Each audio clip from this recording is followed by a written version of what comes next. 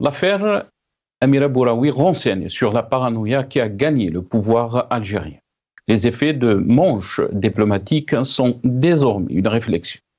La bouderie, une manière d'être, mais franchement, loin de l'écume de ces jours. Tebboune a-t-il le courage d'aller jusqu'à compromettre tous les efforts de rapprochement faits ces derniers mois entre l'Algérie et la France et rompre la relation avec la France? Le régime algérien qui ne supporte pas que cette militante ait pu sortir du pays clandestinement pour échapper à la prison en Algérie. La Tunisie ne semble pas touchée pour l'heure par la colère du régime algérien. Pourtant, selon les déclarations d'Amira Bouraoui sur la chaîne Al-Magharibiya, c'est Qais Saïd qui a autorisé la police à laisser partir la militante politique vers la France. Cette dernière était en possession d'un passeport français, pas algérien. Croyait-on vraiment à Alger que Paris allait laisser tomber une citoyenne avec un passeport français? Les mœurs des uns ne sont pas celles des autres. Le pouvoir algérien ne décolère pas. Outre le rappel de l'ambassadeur, le régime a activé ses relais, les journaux, plateaux TV et réseaux sociaux contre la France et Amira Bouraoui. Par exemple, El Moudjahid a commis un édito critique envers la France qu'il a accusé d'avoir planté le couteau dans le dos de l'Algérie avec cette affaire. Même l'agence officielle APS a mis du sien sans craindre la diffamation. Jugeait-on. J'ouvre la parenthèse. Voilà qu'une femme exfiltrée vers la France, qui n'est ni journaliste ni militante et qui n'est rien du tout. Et 48 heures après, on lui offre les plateaux et on l'invite à s'exprimer sur des chaînes de TV publiques. Ceci est la preuve que les services français ont sonné la mobilisation générale de leur Khabarji, dont l'objectif recherché est désormais clair, que ces gens-là sachent que si la France envisage qu'elle peut refaire en 2023 un scénario comme la baie des cochons, alors là, ils se sont complètement trompés d'adresse. Je ferme la parenthèse. Le ministre de la Communication, M. Mohamed Bousselimani, a affirmé que l'affaire de Amira Bouraoui a fait tomber les masques de la presse française, qui mène une campagne virulente qui vise à porter atteinte à l'Algérie. Sommes-nous condamnés à un régime qui creuse, même arrivé aux profondeurs de la déliquescence de l'État?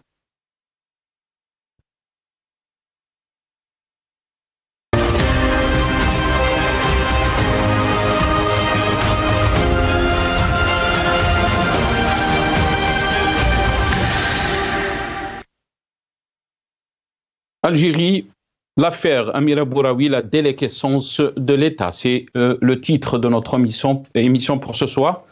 Et pour en parler, j'aurai le plaisir d'accueillir dans cette émission M. Mohamed Khelfaoui, analyste sécuritaire, qui est avec nous depuis Alger par téléphone. C'est Mohamed Khelfaoui, bonsoir. Merci beaucoup d'avoir accepté l'invitation. Bonsoir, c'est Nasser, à toi, à tes invités, à tous ceux qui suivent l'émission. Merci beaucoup, c'est Mohamed Khelfaoui. On aura aussi le plaisir d'accueillir dans cette émission Monsieur Cherif Lounès, universitaire et consultant, qui est avec nous depuis Aix-en-Provence, en France, par téléphone aussi. C'est Cherif Lounès, bonsoir. Merci beaucoup d'avoir accepté l'invitation. Bonsoir et merci de m'avoir aussi invité. Et bonsoir aux participants avec nous ainsi qu'aux téléspectateurs. Merci beaucoup. Merci à vous, Cherif Lounès. On aura aussi le plaisir d'accueillir Maître Nabila Esmaïl, qui est avocate et aussi militante politique. Elle sera avec nous par téléphone aussi depuis Alger. Si Mohamed Khelfaoui, je vais commencer cette émission avec vous. Avec Saha, je vous remercie beaucoup d'être avec nous aujourd'hui dans cette émission. Qu'est-ce que vous en pensez donc de cette affaire Amira Bouraoui qui commence à prendre une tournure un peu très bizarre, mais aussi très inquiétante, c'est Mohamed Khelfaoui. Bonsoir une deuxième fois, bonsoir à tout le monde. Mais je ne partage pas tout à fait ton inquiétude, c'est la seule. Parce que d'abord, je dirais que c'est un feuilleton qui dure un peu trop.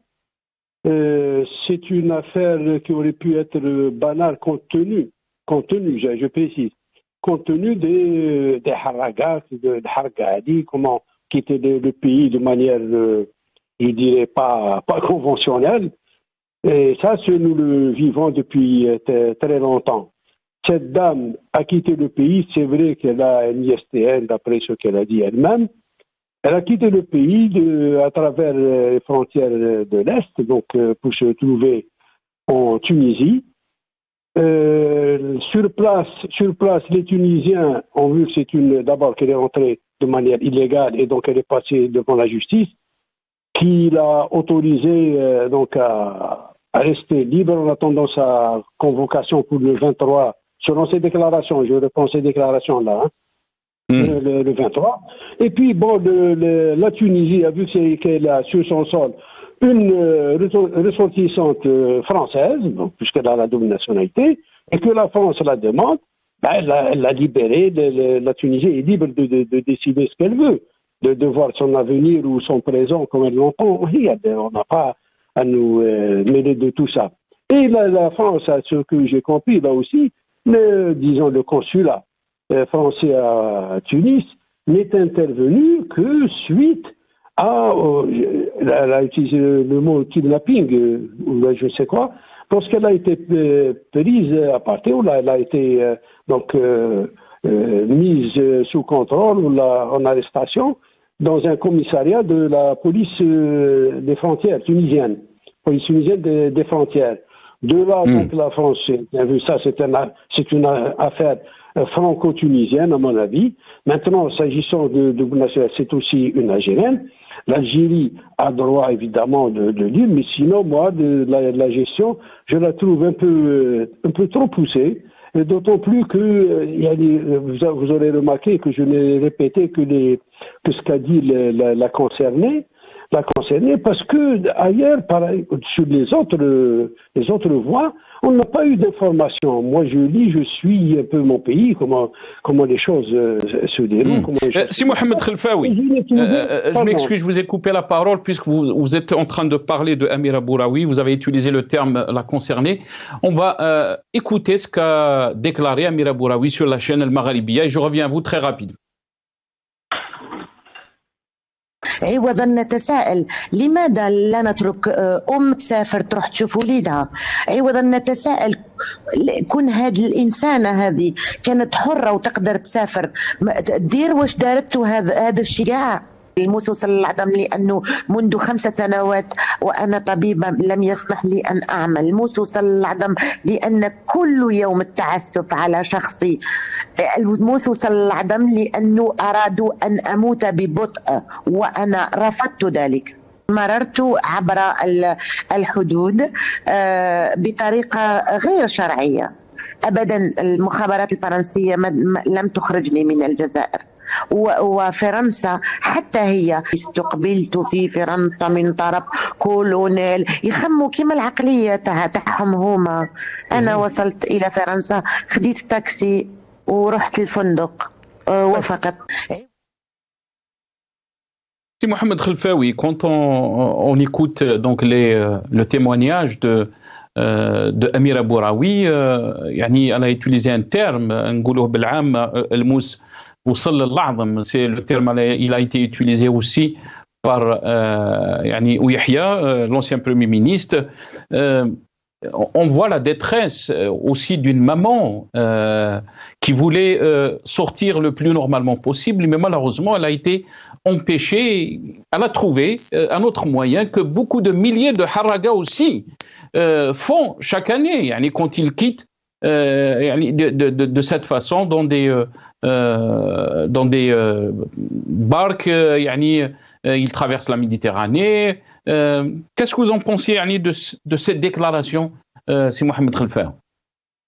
Oui, je le disais, donc il y a le côté humanitaire, en effet, c'est ce que tu viens de montrer ici. C'est une mère qui a besoin, qui a le droit et le devoir de rencontrer son enfant qui est de l'autre côté de la mer.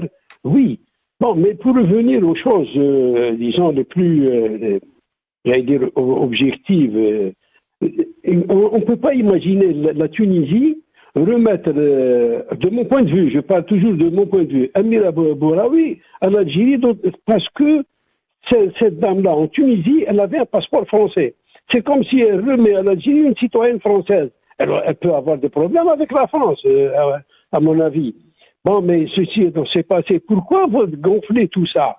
Le seul problème qui peut être soulevé chez nous, c'est le problème des frontières qui sont poreuses. Voilà, encore une fois, bon, on passe. Et c'est ce que je voulais vous poser la question, Si Mohamed, sachant que vous êtes analyste sécuritaire, expert sécuritaire, est-ce que vous pensez que le cas Amira Bouraoui démontre très clairement que nos frontières sont des passoires?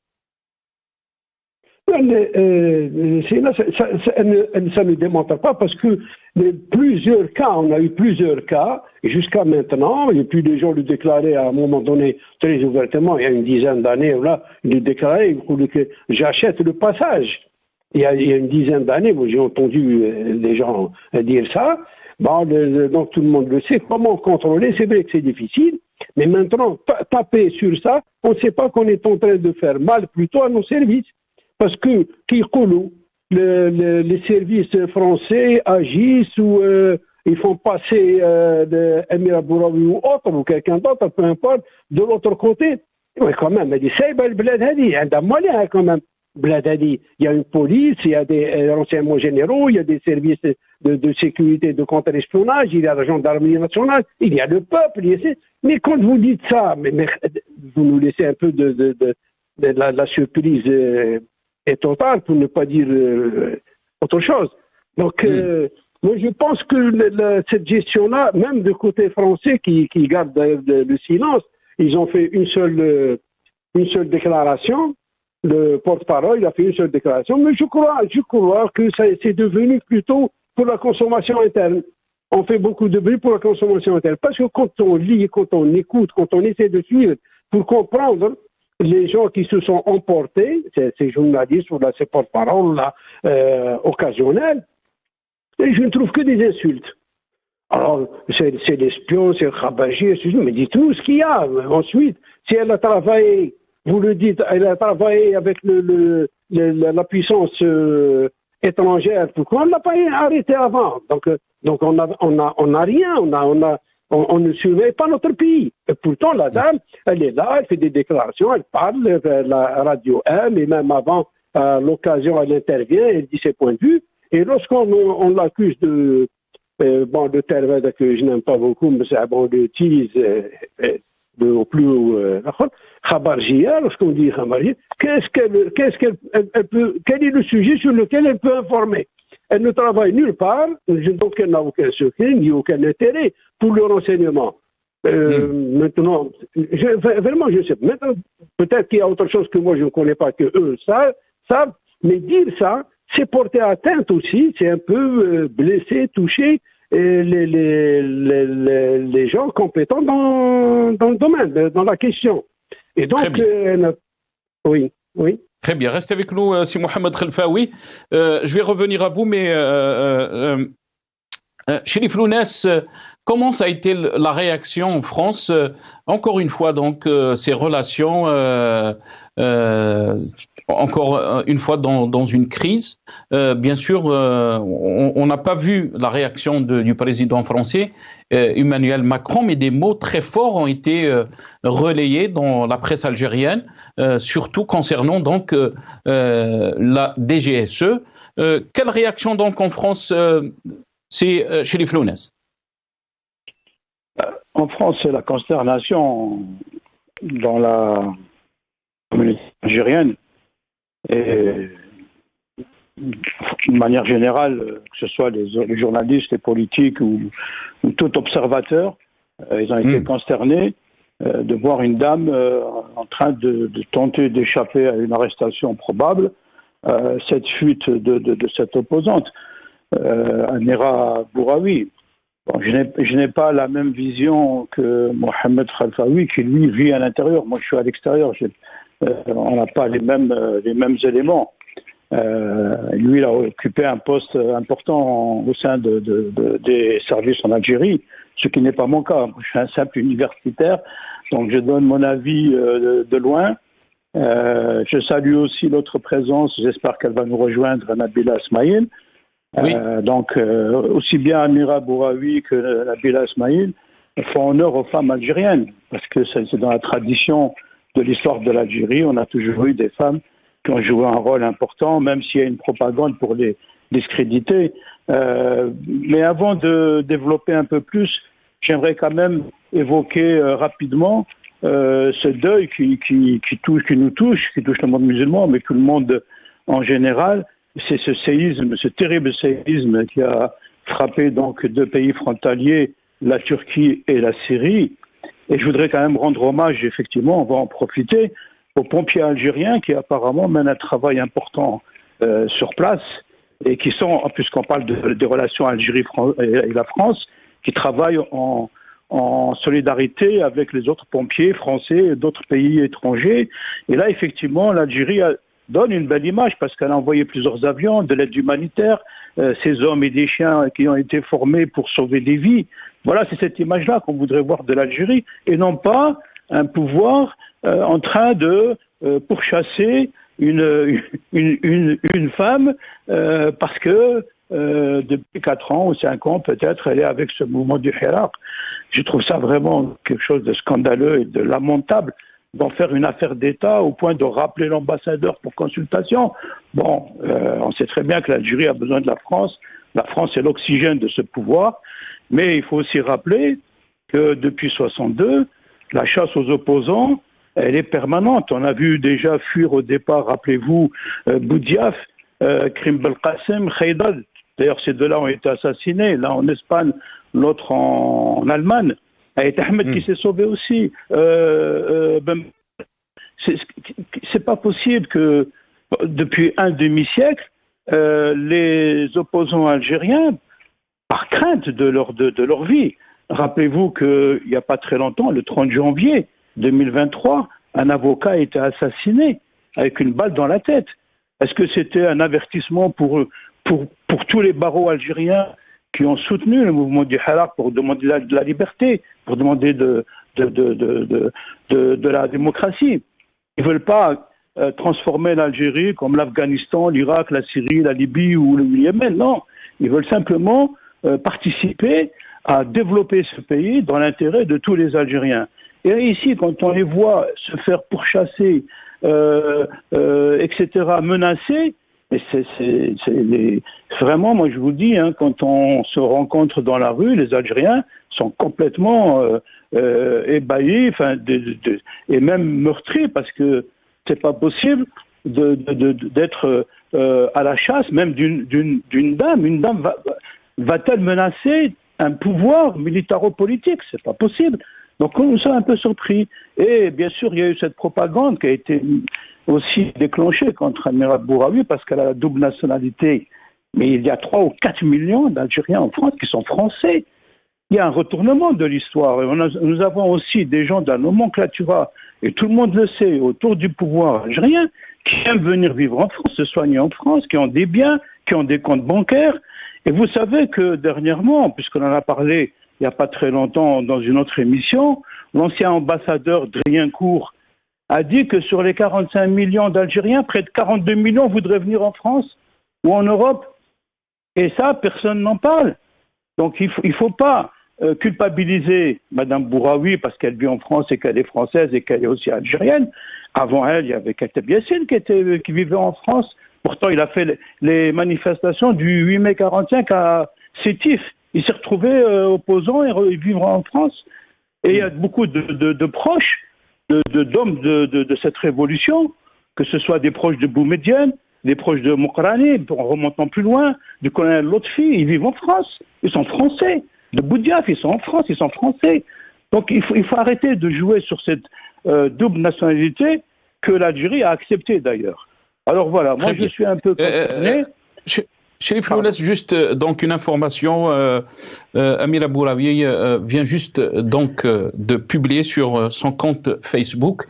Si on peut voir donc cette publication, des dizaines de comptes Facebook sont ouvert en mon nom au moment où j'ai du mal à avoir des nouvelles de ma mère qui a été baïottée d'une gendarmerie à une autre et d'une wilaya à une autre. Ma mère n'était pas au parfum de mon départ.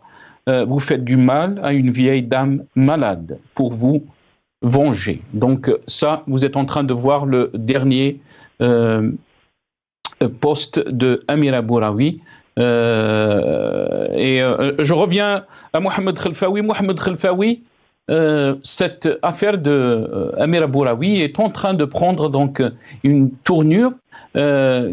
Et là, bien sûr, on se pose la question, vous avez parlé de Khabarjia, les termes qui ont été utilisés par certains médias officiels, comme l'APS, même le ministre de la communication, monsieur Mohamed Bouslimani, qui a utilisé aussi des termes, qui a parlé que l'affaire Amira Bouraoui a fait tomber les masques de la presse française, qui mène une campagne virulente qui vise à porter atteinte à l'Algérie. Appelons les médias algériens, toutes catégories confondues, à riposter à ces villes campagnes avec un grand professionnalisme. Avant de vous donner la parole, on va essayer juste d'écouter le soundbite de si c'est possible tout. On écoute juste cette vidéo et je reviens à mes invités.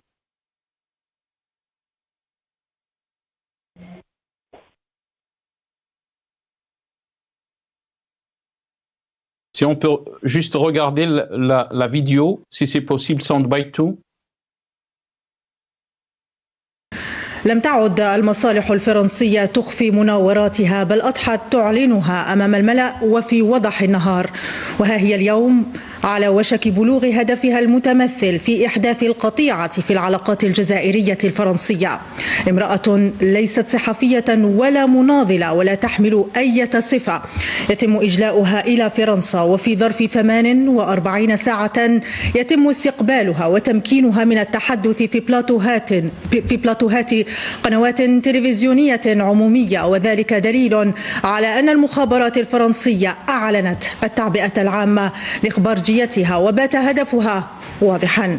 ليعلم هؤلاء أنه إذا فكرت فرنسا في تكرار سنة 2023 سيناريو خليج الخنازير فإنهم قد أخطأوا في العنوان. الجميع يعلم أنه يوجد على مستوى المديرية العامة للأمن الخارجي الفرنسي خطة تقضي بتقويض العلاقات الجزائرية الفرنسية يتم تنفيذها من قبل عملاء سريين واخبارجية وبعض المسؤولين على مستوى المديرية العامة للأمن الخارجي الفرنسي ووزارة الخارجية الفرنسية، وكذا بعض المستشارين الفرنسيين من أصل جزائري لا يخفون ولعهم وتبجيلهم للمخزن.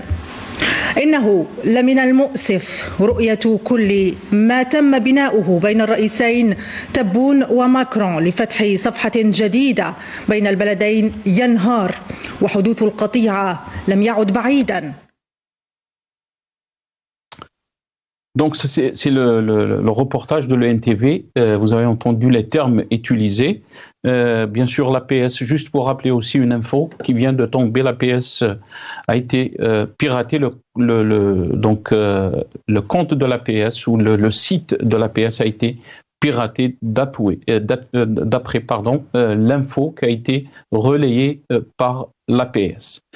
On a été rejoint par Maître Nabila Smaïl qui est avec nous, avocate et militante politique. Maître Nabila Smaïl, bonsoir.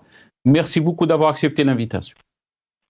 Bonsoir à vous et à tous vos téléspectateurs et merci de m'avoir invité. Merci pour l'invitation. Maître Nabila Smaïl, cette affaire de Amira Bouraoui est en train de prendre de l'ampleur que beaucoup d'Algériens n'arrivent pas à comprendre et aussi s'inquiètent de ces réactions du pouvoir algérien. Quel est votre sentiment par rapport à tout ce qui s'est passé ces derniers jours?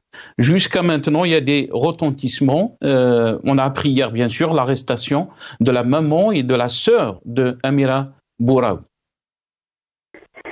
En réalité, je ne peux pas trop parler de cette affaire parce que nous n'avons pas tous les éléments. Nous avons plusieurs versions, plusieurs histoires.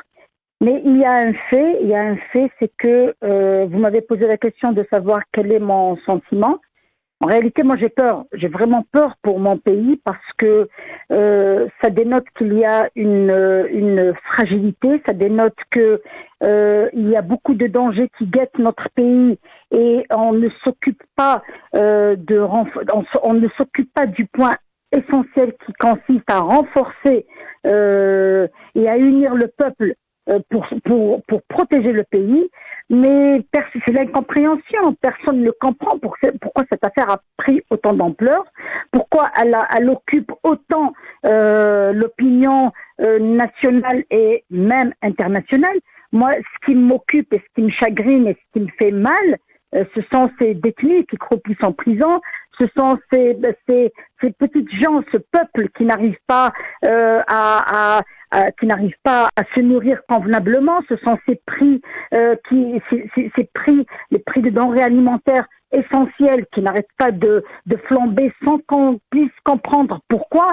Ce qui m'inquiète, c'est que c'est la machine économique qui est presque à l'arrêt. Ce qui m'inquiète, ce sont ces jeunes qui ne ratent aucune occasion, qui surveillent la météo pour savoir à ce qu'ils peuvent contre Amira Bouraoui. On découvre tous qu'elle a la double nationalité. Elle a été rapatriée par son deuxième pays qui est la France. Maintenant, moi je ne suis pas spécialiste dans les relations internationales ni dans le droit international, mais je pourrais dire que ce qui s'est passé, à mon sens et au sens de beaucoup d'observateurs, ne mérite pas tout ce bruit, parce que tout ce bruit-là, en ce qui nous concerne, nous qui sommes ici, ne nous fait pas oublier les peines de ceux qui sont là et de ceux qui, malheureusement, et ça franchement je me permets de vous le dire, ce qui m'a fait de la peine, c'est le nombre de personnes qui étaient contentes de savoir que Madame Bouraoui a quitté le pays.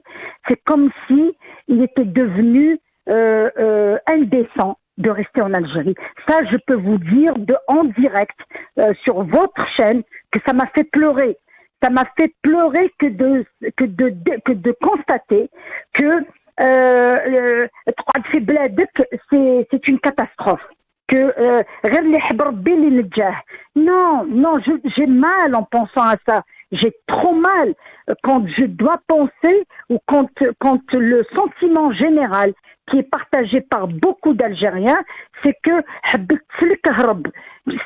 ça me détruit, ça me fait mal, parce que moi, je ne dis pas que ceux qui sont partis n'aiment pas l'Algérie, mais vous savez qu'on est en train Mais Maître Nabila Smaïl, excusez-moi, je vais vous couper la parole parce que on peut comprendre ce que vous êtes en train de dire, mais est-ce qu'on peut comprendre aussi la détresse de Amira Bouraoui? On l'écoute et je reviens à vous, et j'aimerais aussi avoir votre sentiment après avoir écouté ce qu'elle a déclaré sur la chaîne El Magharibi.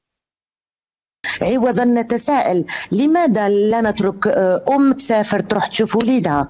عوضا نتساءل كون هذه الإنسانة هذه كانت حرة وتقدر تسافر دير واش دارته هذا الشجاع.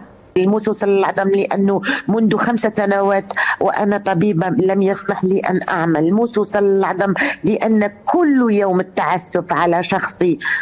الموسى صلى الله عليه وسلم لأنه أرادوا أن أموت ببطء وأنا رفضت ذلك. مررت عبر الحدود بطريقة غير شرعية أبدا. المخابرات الفرنسية لم تخرجني من الجزائر، وفرنسا حتى هي استقبلت في فرنسا من طرف كولونيل يخموا كيما العقلية تاعهم هما. أنا وصلت إلى فرنسا، خديت تاكسي ورحت الفندق. Maître Nabila Smaïl, الموس وصل العظم. Voilà la réalité. Mon ami Nasser, il ne faut pas me faire dire ce que je n'ai pas dit. Je n'ai pas condamné ceux qui sont partis. Oui, absolument. Je condamne ce sentiment de culpabilité d'être resté. C'est pas pareil. Ce n'est pas pareil.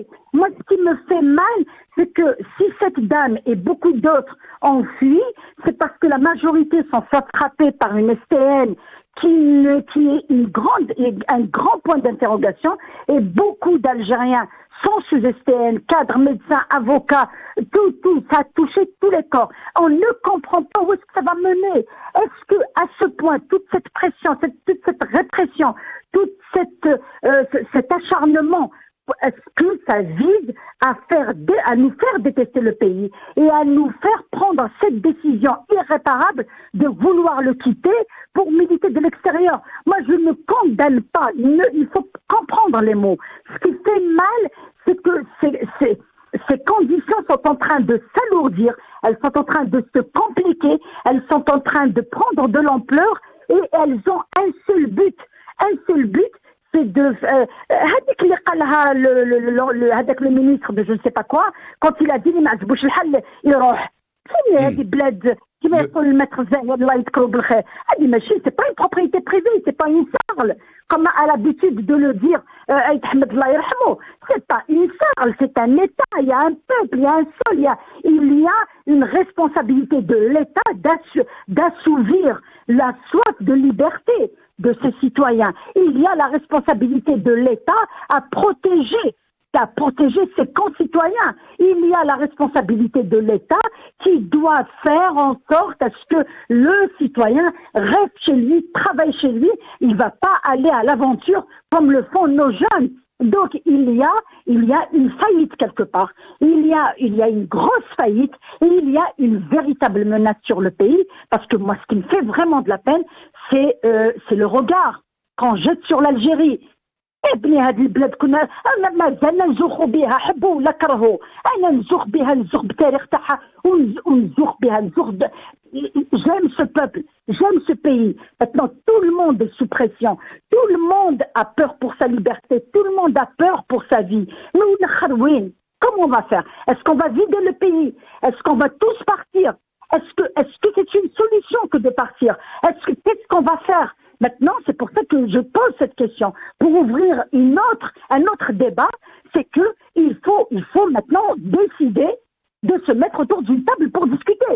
Parce que nous avons trop d'ennemis à l'extérieur pour continuer à menacer la stabilité du pays à l'intérieur. ما حبيناش تروح البلاد vers un bouleversement, vers un éclatement. On ne veut pas. Mon Dieu, il y a un président, même si il est estimé, mais il est président, il est chef de l'État. Ce chef de l'État a des prérogatives. L'une des premières prérogatives, c'est d'essayer de réconcilier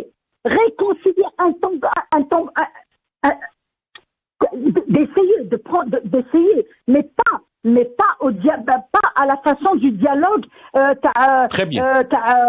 Les années précédentes. Un véritable dialogue qui va désamorcer la crise. وين أنا رايحين. Très bien. Reste avec nous, Maître Nabila Ismail. Je reviens à vous, si Mohamed Khelfaoui. وين رانا رايحين? Elle était en train de se poser la question, Maître Nabila Ismail. Quand on entend bien sûr certains plateaux, des déclarations, il nous reste juste à déclarer la guerre à tout le monde. Parce que l'Algérie est en crise avec l'Espagne, l'Algérie est en crise avec le Maroc, et là, à la limite, on peut avoir une crise aussi avec la Tunisie, parce qu'on a vu le comportement des douanes algériennes à la frontière entre l'Algérie et la Tunisie. Si Mohamed Khelfaoui, avant de vous donner la parole, on va écouter juste certains extraits des plateaux algériens, des télévisions, et je reviens. طبعا وهذا من إيجابيات، دعني أقولها صراحة، أن من إيجابيات الدبلوماسية والجانب الأمني والرئاسي في الفترات الأخيرة أن المؤسسات الدستورية أصبحت أكثر استباقية ووقائية في التعامل مع القضايا الإقليمية والدولية. وهنا الخطاب الواضح أن رئيس الجمهورية باعتباره هو الذي يرسم السياسة الخارجية طبقا للدستور، الذي هو يتخذ القرارات، طلب باستدعاء السفير بطريقة مباشرة للتشاور. وهنا كما قلت في لغة الدبلوماسية، عندما أقول للتشاور هنا قد يكون ربما الوقت المناسب أو الظرف المناسب للطرف الآخر لاتخاذ خيارات لما تعرف في إطار الندية. الجانب الثاني على مستوى وزارة الخارجية أن نعطي مذكرة احتجاجية رسمية وهنا لاحظي المصطلحات، بمعنى الوصف لا يمكن أن نوصف هذا القرار فيما يتعلق بطريقة غير قانونية، غير سياسية، غير أخلاقية وغير دبلوماسية في التعامل مع رعية جزائرية مطلوبة للقضاء الجزائري.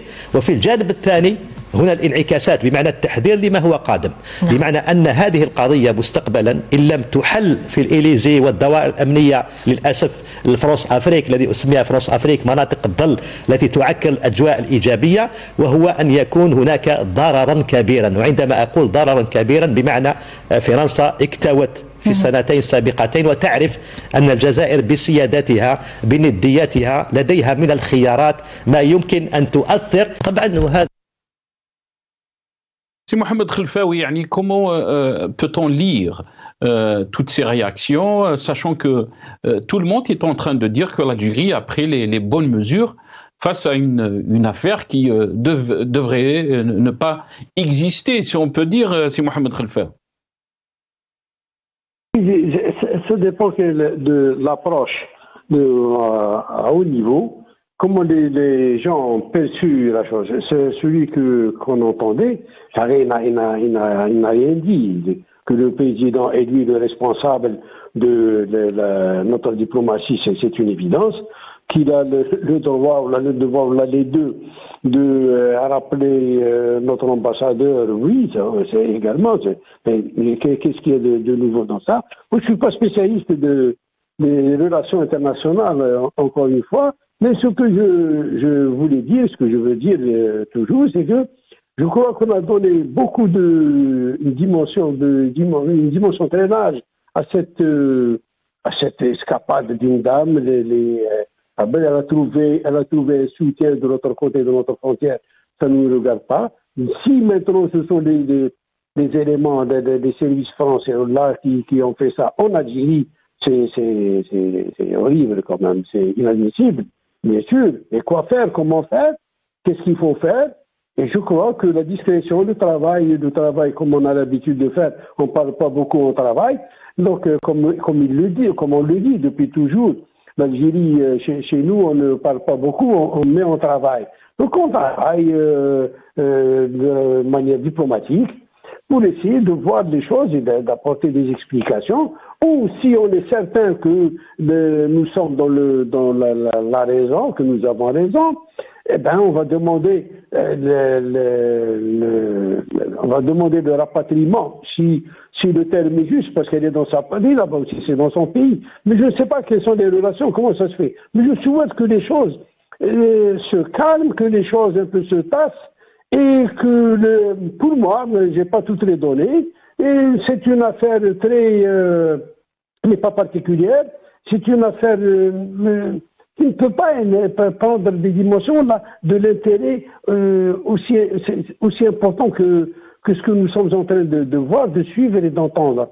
Bon, maintenant, s'il y a autre chose que nous ne connaissons pas, encore une fois, parce qu'il n'y a pas de communication, on n'a pas l'information. On n'a pas l'information, mais juste des insultes ou alors des mots qui nous laissent comprendre. Et nous avons là des espions qui circulent comme ils veulent, des services français qui circulent comme ils veulent. Et là, écoutez, il y a problème là. Il y a problème parce que si c'est le cas habituellement, ou là dans tous les pays du monde, on voit des têtes qui tombent, on voit des réglages, ou là des changements de restructuration, etc. Mais des choses dans ce genre-ci, la chose est aussi dangereuse que ça. Sinon, il vaut mieux laisser la chose, elle est banale, la laisser banale.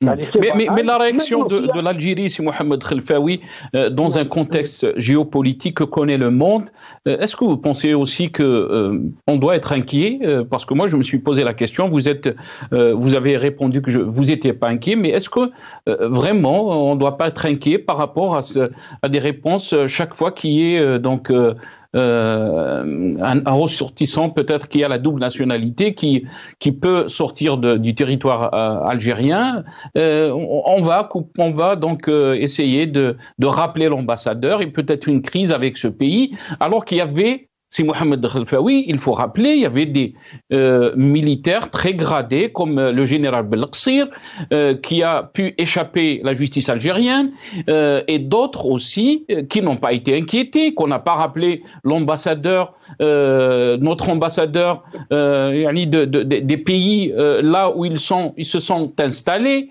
La question, elle se pose aussi, Mohamed Khelfaoui. Très rapidement, Allah Ibarak Fi. Oui, la question ne se pose pas de la même manière parce que ces gens-là n'avaient pas de nationalité, une autre nationalité, qu'elle soit française, anglaise ou autre.